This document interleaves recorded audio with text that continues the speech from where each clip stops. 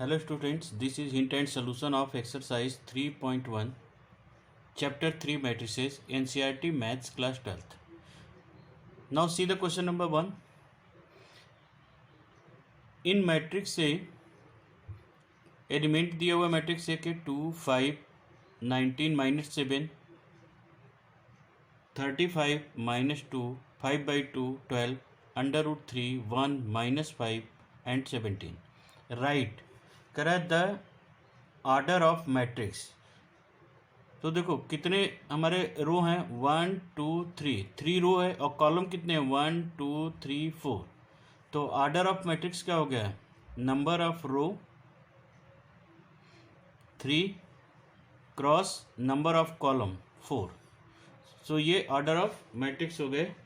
Now next तो total order of matrix हमारे क्या हो गए 3 4 जा 12. एंड नंबर ऑफ एलिमेंट्स अगर फाइंड आउट करते हैं तो ये तो ऑर्डर ऑफ मैट्रिक्स हुआ 3 क्रॉस 4 का और इसका प्रोडक्ट करके राइट डाउन कर दें तो हमारा क्या हो जाएगा नंबर ऑफ मैट्रिक्स होगा यानी 3 × 4 का प्रोडक्ट क्या हो गया 12.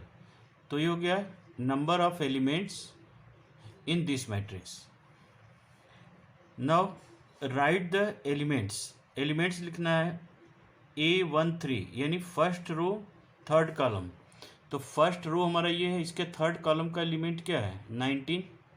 फर्स्ट रो ये रो को डिनोट करता है और ये कॉलम को. तो ये फर्स्ट रो थर्ड कॉलम हमारा क्या हो गया 19. फिर सेकेंड रो फर्स्ट कॉलम में कितना हो गया 35. Second row first column 35. उसके बाद थर्ड रो थर्ड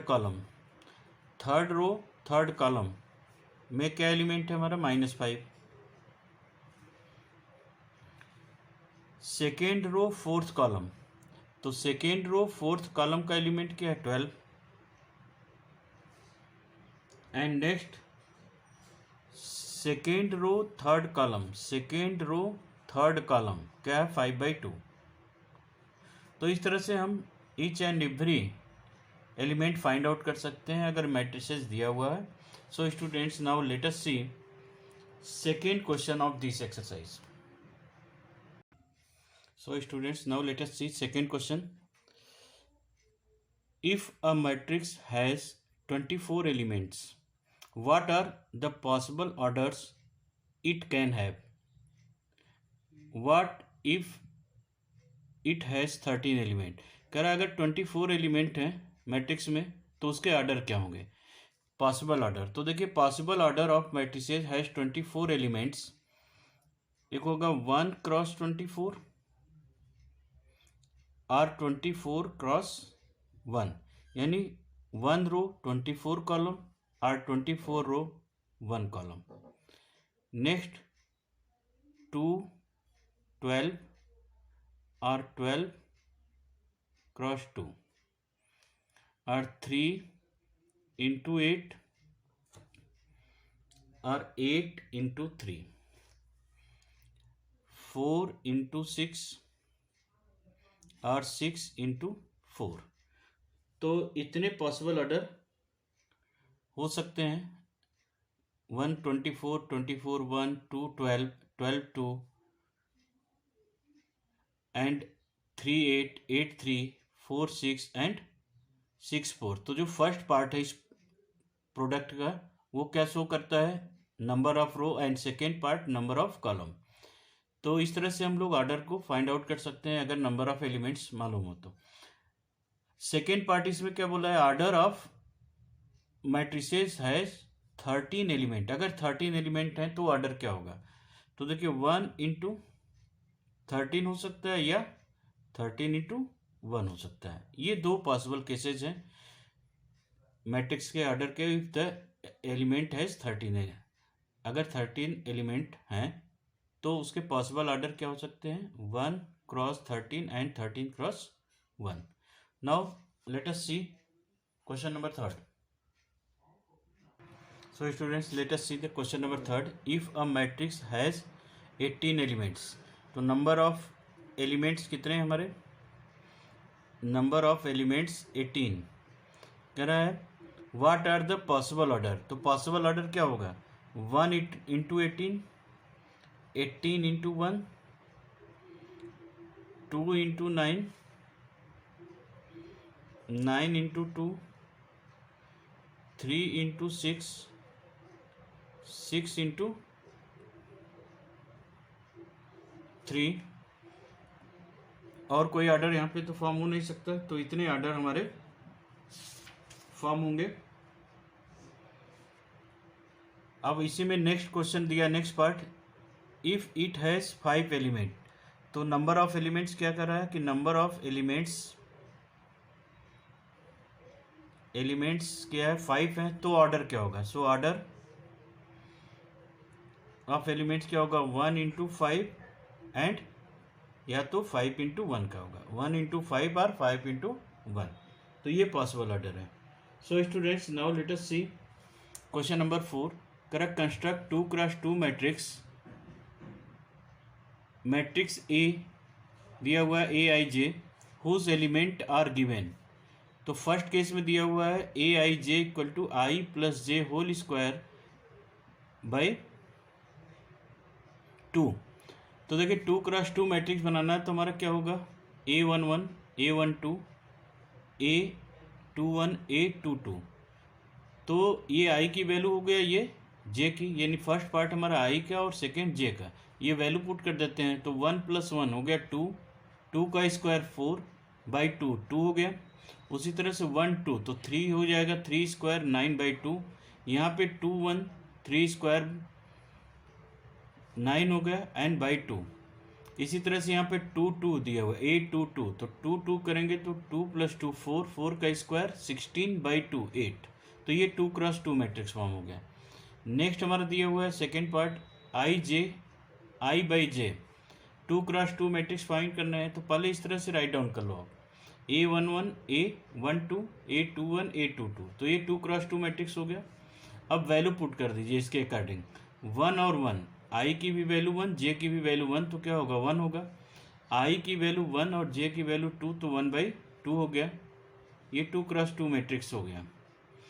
एंड 2 1, तो आई की वैल्यू 2, जे की वैल्यू 1, तो 2/1। और ये क्या हो गया 1, क्योंकि ये क्या है 2 2, तो 2/2 1 हो गया।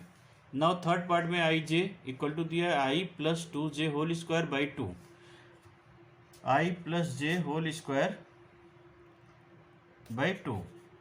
तो यहाँ पे अगर हम देखें तो आई की वैल्यू 1 और जे की भी वैल्यू 1 अगर पुट करें तो 3 का स्क्वायर 3 + 1, ये यहाँ पे क्या होगा 1 1 पुट करेंगे तो 3 का स्क्वायर हो जाएगा 1 + 2, तो 3 स्क्वायर बाई 2, तो हो गया 9/2। इसी तरह से यहाँ पुट करेंगे तो ये 5 हो जाएगा ऊपर में, तो 5 का स्क्वायर 25/2, और 2 1 पुट करेंगे तो इसका रिजल्ट क्या आएगा 8। एंड यहाँ पे आई की वैल्यू 2 और जे की भी वैल्यू 2 पुट करेंगे तो आंसर क्या होगा 18। So students, now let us see another question number 5. So students, let us see the fifth question.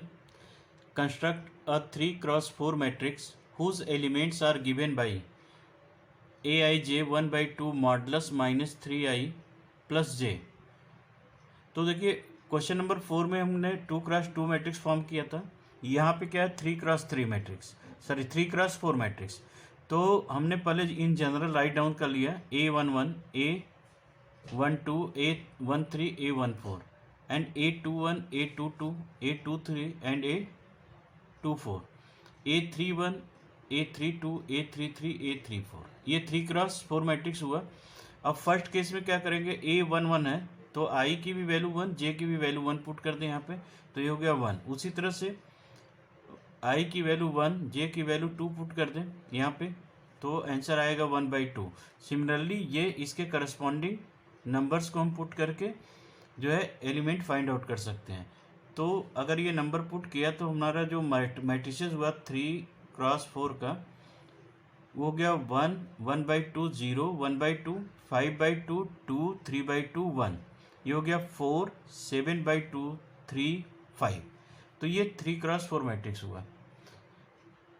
Now second part इसमें दिया हुआ है AIJ equal to 2I minus J. तो इसी तरह से आप पहले जनरल मैट्रिक्स फॉर्म करेंगे 3/4 का, फिर उसके अकॉर्डिंग आई और जे की वैल्यू पुट करके सेकेंड पार्ट को सॉल्व कर सकते हैं। So this questions do yourself. Now see the question number 6।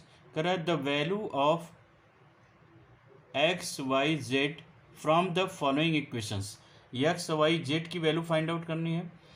Equation दिया हुआ है 4 3 x5 इक्वल टू YZ 1 5। तो इसके करस्पॉन्डिंग एलिमेंट्स को हम कंपेयर करेंगे। तो देखिए इसका फर्स्ट एलिमेंट हमारा 4 है, यहाँ पे y है, तो 4 इक्वल टू y, तो y की वैल्यू 4 हो गई। यहाँ पे 3 है, यहाँ पे z है, तो z की वैल्यू क्या हो गई 3। फिर अब यहाँ x है, यहाँ पे 1 है, तो x की वैल्यू क्या हो गई 1 हो गई। तो इस तरह से हम x y z की वैल्यू फाइंड आउट कर सकते हैं। So second part do yourself. Now let us see the third part of question number 6। Question दिया हुआ है x plus y plus z matrix है हमारा। फिर सेकेंड रो का एलिमेंट है हमारा x plus z, third row का क्या है y प्लस जेड। यहाँ क्या है 9 5 7। तो देखिए x plus y plus z की value, x plus y plus z की वैल्यू क्या हो गई 9। Now this is equation 1। फिर x प्लस जेड की value 5, this is equation 2। And y plus z की वैल्यू क्या हो गई 7, और ये हो गया हमारा इक्वेशन थर्ड।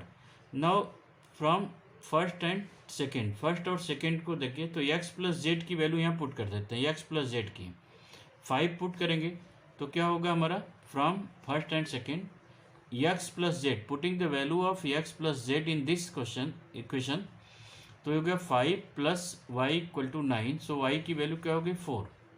इसी तरह से second third and first and third की बात करते हैं, फर्स्ट एंड थर्ड।